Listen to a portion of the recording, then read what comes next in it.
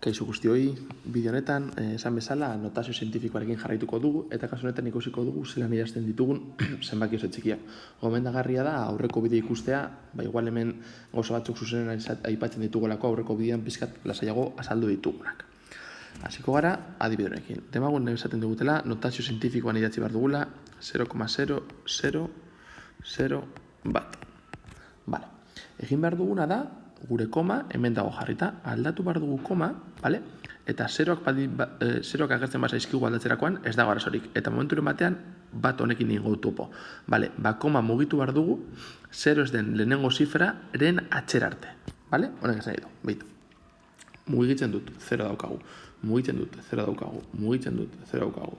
Eta hemen agertzen zaigu bat, baina guk eraman nahi dugu atxera, ez aurrera. Beraz, 5 aldiz aldatu dugu. Horrek ez nahi du, egin dugula, 10, minus 5. Zenbaki txikietan agertuko dena da berretzaile negatiboa.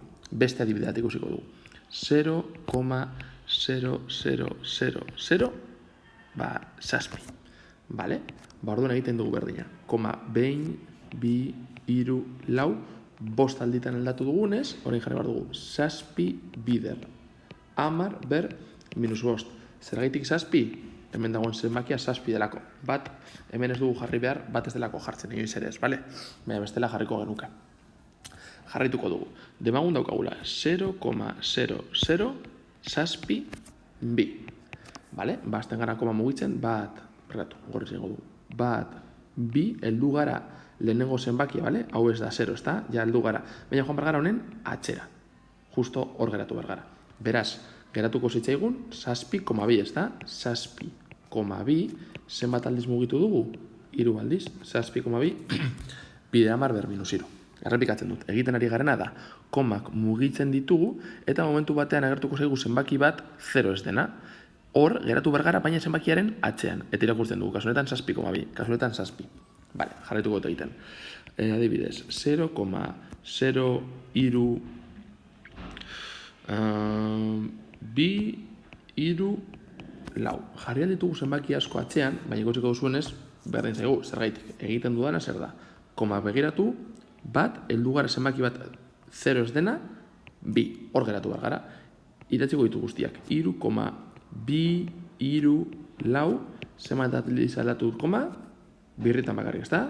10 minus 2, komarekin egin duana da, bat eta bi, bale? Orduan, aurreko bidea esaten nuen bezala, komaren atzean zenbaki bakar bat jarri aldugu notazioen. Hemen dago, bi zenbaki markatu. Hemen bat bakarrik dago eta ondo. Gehienez jota bi jarri alditugu eta hemen 3 dauzkagu, beraz, arazotxo bat daukagu. Nola, bi bakarrik jarri alditugun, lehenengo aukera da, aukentzea. Baina ez dugu kentzen, begiratu behar dugu nolakoa den. Zenbaki honekin, borobildu.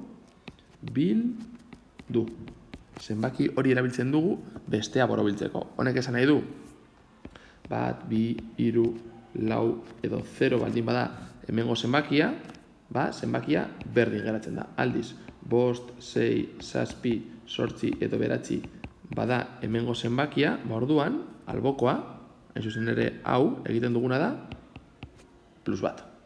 Bale? Kasu honetan, daukagun zenbakia zein da, lau, beraz berdin geratzen da.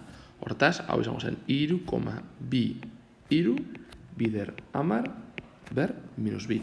Eta hori izango zen, emaitza. Jarriko ditut, 3 adibidez berdin, zuek egin dezakezuna da bideo aparatu, denbora saltzeko, zuek bideo aparatzen duzue, eta joango naiz ni gutxinaka ebazten. Hauek dira jarri ditugu adibideak. Zelan idatziko genituzke hauek notazio zientifikoan. Pausatu bideoa, zenia hasiko naiz ja ebazten. Bale, lehenengoarekin goaz. Mugitzen ditu komak, eta eragatu bergara zenbaki bat 0 ez dena, kasu honetan geratuko gineteke hemen, beraz idazten dugu 3,2. Zenbat aldiz mugitu dugu zenbakia, bat, bi, hiru, lau, 5 aldiz, minus 5. Zeintzu dira gure arauak ondo idatzita goteko. Komaren eskerrean zenbaki bat dago? Bai, ondo. Komaren atzean bi zifra baino gehiago daude? Ez, beraz, ondo. Bale? Hau izango zen gure emaitza. Urren gora goaz. Azten gara komak aldatzen. Bat, bi, hiru, hemen geratzen garaia. Beraz izango genuke, 4,5, 6, 0 bat, bider 10 lau aldiz mugitu du, koma, ez da? Vale. Ikusten dugunez, hemen atzean dauzkagu bi zifra baino gehiago. Borobiltzen dugu eta bakarrik geratuko gara bi zifrekin, ezta? Vale. Eta hirugarrenarekin borobiltzen dugu. Nola, 0 bat den, aurrekoan azaldu dugun bezala, ez da inora igoko, beraz geratzen zaigu, 4,56 bider 10 ber minus 4. Vale. Orduan, horrela geratuko zen emaitza bezala. Vale?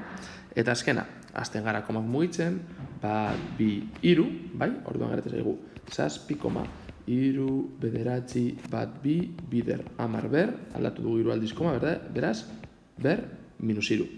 Arazo berdina daukagu, hemen dauzkagu lau zifra, bakarrik geratuko gara lau hauekin, eta begiratzen badugu hau, ikusten dugunez, ez dela bost baina handiagoa, beraz zenbakia ez da aldatzen, eta berriz geratzen zaigu, 7,39 bider 10 ber minus iru. Eta hau izango zen, emaitza.